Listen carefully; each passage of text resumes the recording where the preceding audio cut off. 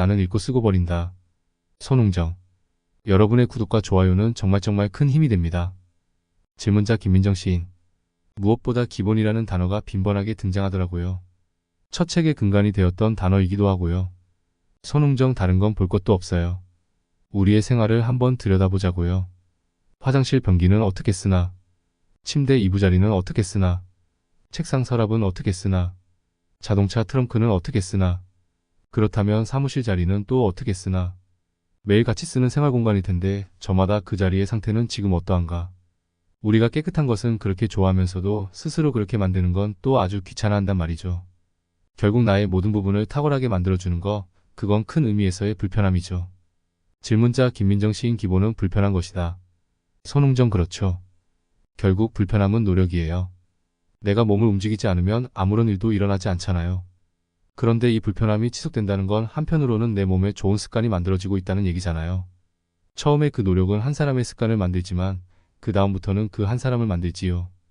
습관이라는 건 처음에는 얄팍한 거미줄 같아도 시간이 지나면 강철 같은 쇠줄이 되지요. 게으른 사람들이 자주 쓰는 말이 뭐냐면 나중에 혹은 다음에. 부지런한 사람들은 그런 말 할 시간도 없다니까요. 바로 지금 여기 당장. 우리가 삶의 기본을 소홀히 여기고 대충 얼버무리고 산다 했을 때 실을 바늘귀에 안 넣고 바늘 허리춤에 감은들 그게 바느질이 되겠냐고요. 김민정 시인. 기본을 알고 기본기의 중요성도 느끼는데 시계를 자꾸 보게 되는 것도 사실이에요. 바쁘니까요. 손웅정. 대나무는 나무가 제대로 뿌리 내리려면 한 5년 걸린다고 하죠. 그렇게 묵묵히 뿌리에만 집중하다가 순이 올라오기 시작하면 하루 25cm까지도 매일같이 쑥쑥 큰대요. 기본에 충실하고 이론을 다지면 나만의 경쟁력은 절로 커지는 건데 그걸 안 한다고요? 적게 얻으려면 적게 희생해도 돼요. 근데 내가 많은 것을 얻고자 하면 많이 희생해야 되죠. 김민정 시인. 감독님의 탁월한 비유 뒤에는 독서의 힘이 분명 작용한다 싶거든요. 손. 사실 제가 배움도 모자라고 무식은 넘치고 세상은 어렵고 해서 근 30년 전부터 작심하고 책을 보기 시작했는데요. 명심보감 있고 편에도 나오지만 저 역시 독서가 집을 일으키는 근본이라는 말에 너무나 동의하거든요. 김민정. 특히 우리 아이들에게 이 기본을 일깨워주기란 실은 보통 어려운 일이 아니다 싶어요. 또한 돈도 무시할 수 없고요. 손전 우리 애들한테 어릴 적부터 가정이야말로 최초의 학교고 또 최고의 학교란 걸 계속 말해줬어요. 큰 부모는 작게 될 자식도 크게 키우고 작은 부모는 크게 될 자식도 작게 키운다 제가 늘 그러거든요. 예를 들어서 큰 부모는요. 자식이 아버지나 저거 사줘 할 때 지금 돈이 없어서 살 수가 없는데 어떡하지? 너하고 나하고 머리 한번 맞대고 함께 고민해볼까? 그렇게 생각하게 하고 상상하게 하고 성찰하게 하고 결국에는 사색하게 만든다고요. 김민정. 큰 부모는 마침표를 찍어주는 게 아니라 물음표 던지는 사람이란 거네요. 손. 그렇죠. 자식에게 물음표를 주는 사람이 진짜 부모 아닌가? 저는 그렇게 생각해요. 흔히들 자식에게 친구 같은 부모가 되어줘야 한다고들 하는데 저는요. 그거 직무유기라고 봐요. 어떻게 친구 같은 부모가 존재할 수가 있어요? 만약 애가 습관적으로 뭘 좀 잘못해서 고쳐야 할 부분이 있다면 친구끼리 그게 돼요? 아니 못 고쳐요. 친구가 지적을 할 수 있어도 안 되는 건 안 된다고 끝끝내 말해줄 수 있는 건 부모뿐이라고요. 애들한테 휴대폰이 문제라면서 그거 하나도 타협하지 못하면서 부모들부터가 죄다 거기 빠져 정신없으면서 대체 뭘 어떻게 고친다는 거예요. 안 주면 찡찡거리니까 또 줘. 여기서부터 벌써 부모는 진 거예요. 김민정. 진짜로 감독님 책에서 여러 힘을 얻으시는구나. 손. 독서죠. 어리석은 자는 책으로 현명해지고 현명한 자는 책으로 이루어진다고 했어요. 우리 중 누구도 인생의 안내서, 사용설명서 받고 태어나는 사람 아무도 없잖아요. 책이 지식과 지혜로 포장된 아우토반이라 할 적에 그걸 아는데도 이 길을 안 달린단 말이죠. 김민정. 책이 없다고 당장에 사람이 죽는 건 아니니까요. 손. 사람이 나이 먹는다고 절로 고상해질 수 없어요. 배움이라는 마찰 없이는 품격도 만들어질 수 없어요. 독서의 정의가 뭐예요? 새로운 사실을 알거나 지식 흡수를 위한 행위란 말이에요. 흡수라니까요. 배출이 아니라니까요. 흔히 독서를 콩나물 기르는 것에 비유하고는 하죠. 콩나물에 물 주면 아래로 다 흘러내리잖아요. 그걸 알면서도 콩나물아 잘 자라라 계속 물을 주잖아요. 그런데 부지불식간에 보면 콩나물 키가 길쭉길쭉 자라 있거든요. 통찰은 급변하는 미래를 예측하게 해주는 나만의 힘이지 않겠어요. 그거 다른 누구도 못 도와요. 오로지 책만이에요. 김민정. 당연하다면 뭐하겠지만 혼내신 경험도 물론 있으실 테고요. 손. 저는 애들한테 정말 혹독했어요. 그렇지만 운동 끝나고 나오면 흥민이는 꼭 제 무릎에서 놀았어요. 게임 그게 정말 문제라고들 하시더라고요. 우리 애들은 맥시멈 얼마, 몇 시 몇 분까지 딱 시간을 약속하고 허락해줬죠. 당연히 지키죠. 안 그랬다가는 게임기 다 날아가는데 약속을 했잖아요. 반드시 가족 간에도 룰이 있어야 해요. 김훈육도 아이의 숨쉴 구멍은 열어둔 채로 하라는 거, 그게 넘치면 아이의 숨쉴 구멍이 꽉 다 막힌다는 거, 균형이란 정말 어려운 것 같아요. 그래서인지 불안을 호소하며 병원 찾는 아이가 정말 많다고 하더라고요. 결국 문제의 해결책은 가정에서 찾아야 한다고 봐요. 한번 왜라고 서로 질문해 보는 거예요. 왜 학교에 가야 하고, 왜 취직을 해야 하고, 왜 일해야 하고, 왜 쉬어야 하고, 왜 청소기는 여기에 있어야 하고, 왜 책상은 깨끗해야 하고, 왜 아침에 일찍 일어나야 하고, 왜 몸을 깨끗이 씻어야 하고. 그 왜를 안 한다는 건 다시 말해 생각 없이 사는 거고, 사는 대로 생각한다는 거잖아요. 그 왜는 결국 탐구하기로 이어지거든요. 긴 몸 관리에 대해서는 정말 하실 말씀이 많을 듯해요. 나이 들수록 근육이 참 중요하거든요. 근육은 최고의 식량이라 할 수 있어요. 특히나 혈관을 건강히 유지하게 한단 말이죠. 사람은 혈관과 함께 늙어가는 거잖아요. 그리고 노화는요, 하체로부터 와요. 그래서 많이 움직이라고 하는 거예요. 더군다나 나이 먹으면 다리는 가늘어지고 엉덩이는 함몰되고 배는 불룩해지니까요. 일단관에 들어가기 전까지 걷기라도 매일 하는 게 당연한 소리겠지만 아주 중요한 건강처축법이에요. 일단 걸을 수 있으면 내가 원하는 데를 내 의지껏 갈 수 있잖아요. 사람들은 건강을 유지한다는 말은 쉽게 하면서도 건강을 저축한다는 생각은 잘 못하는 것 같아요. 김그때 운동장에서 몸을 푸시는 걸 보니까요. 엄청 유연하시더라고요. 이 또한 스트레칭이라는 기본을 매일 실행해 오신 결과가 아닐까 하는데요. 유연하지 않으면요, 절대로 축구 못해요. 바로 다쳐요. 부상을 당하면 이 좋아하는 축구를 영 못하고 살 거란 말이죠. 그러니까 비가 오나 눈이 오나 무조건 스트레칭 하는 거예요. 저는 나이가 들어갈수록 세상을 바라보는 관점에 있어서의 유연성도 크게 염두에 두고 살아야 할 덕목이라고 봐요. 유연성은 어디에서 나올까요? 바로 결단력과 속도지요. 어떤 상황에서든 옳고 빠른 대응을 해내는 것이 품격 있는 어른의 지혜라 할 때, 그 속도의 관건은 역시나 심플한 환경에 있다고 봐요. 단순할수록 속도전에서 이길 확률이 높으니까요.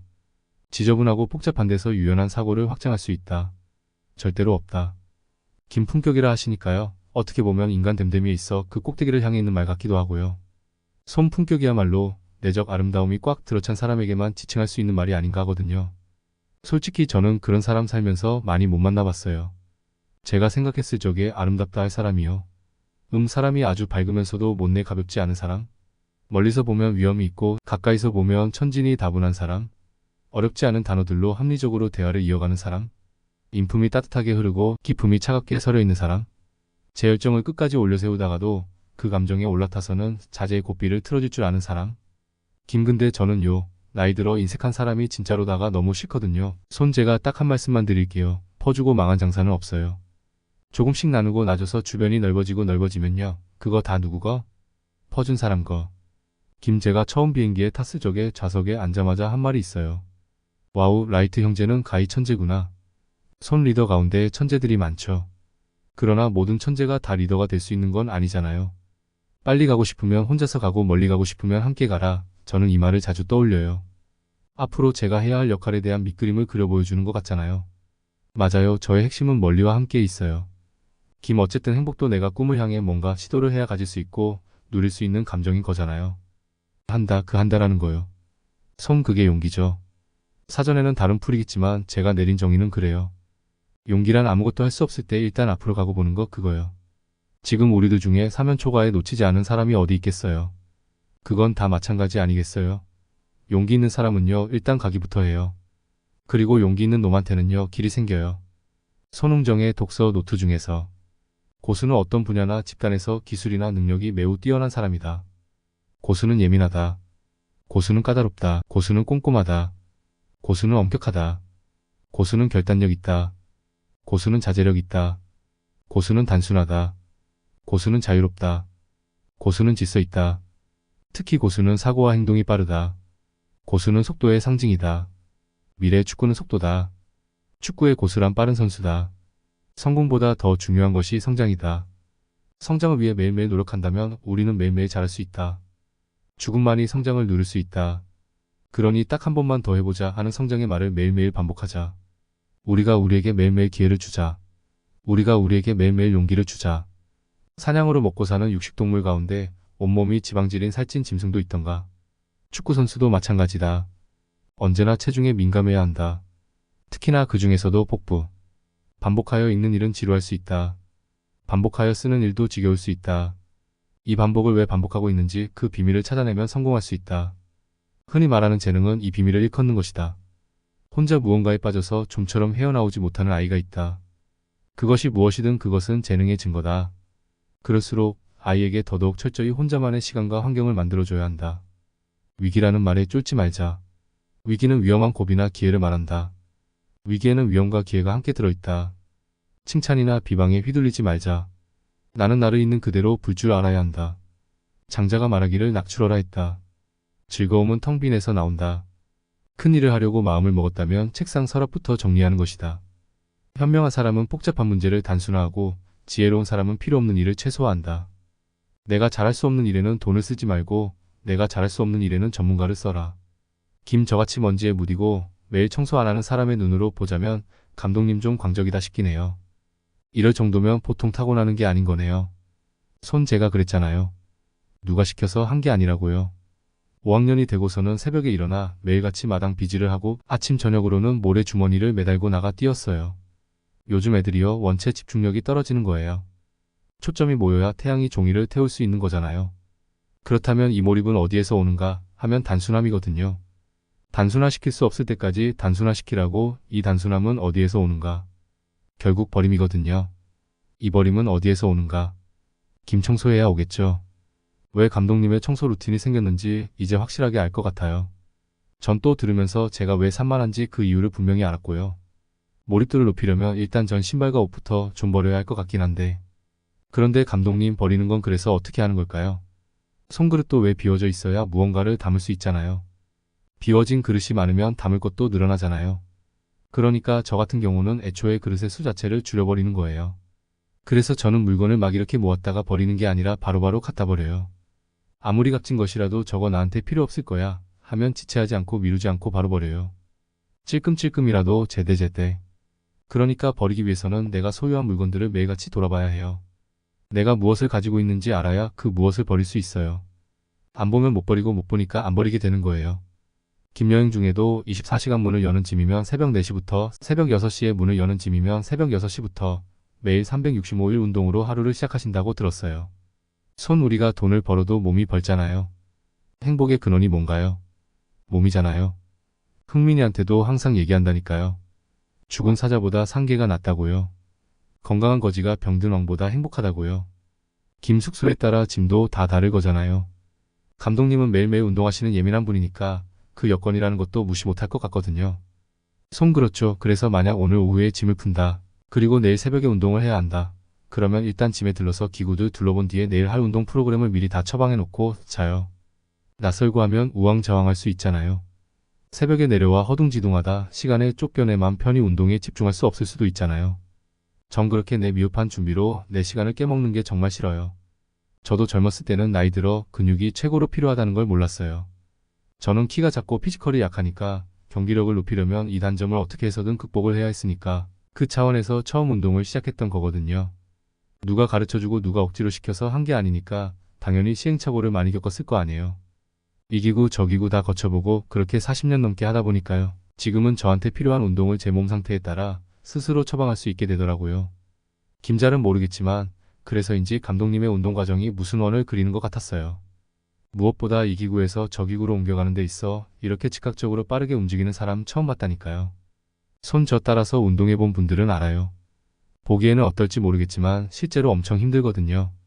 제가 운동 중간중간에 빠르게 움직이는 건 근육을 잠시라도 쉬게 하지 않고 계속 부하를 주려 하는 거예요. 저는 기구에서 기구 옮겨갈 때도 단 1초도 지체가 없어요. 옆에서 가만 보면요. 저는 먹는 걸로 간섭당하는 게 정말 싫을 것 같거든요. 사실 먹는 행복이 또 얼마나 큰 건데요. 그래서 자기 몸 상태를 정확히 아는 상태에서 운동 처방이 이루어져야 하는 건데 이 극복이 사실 전부이긴 한데 어려운 거죠. 일단 저는 이 말씀을 자주 드려요. 많이 움직이세요. 사람의 노화는 하체부터 옵니다. 그냥 걷기라도 하세요. 앉으면 죽고 서면 삽니다.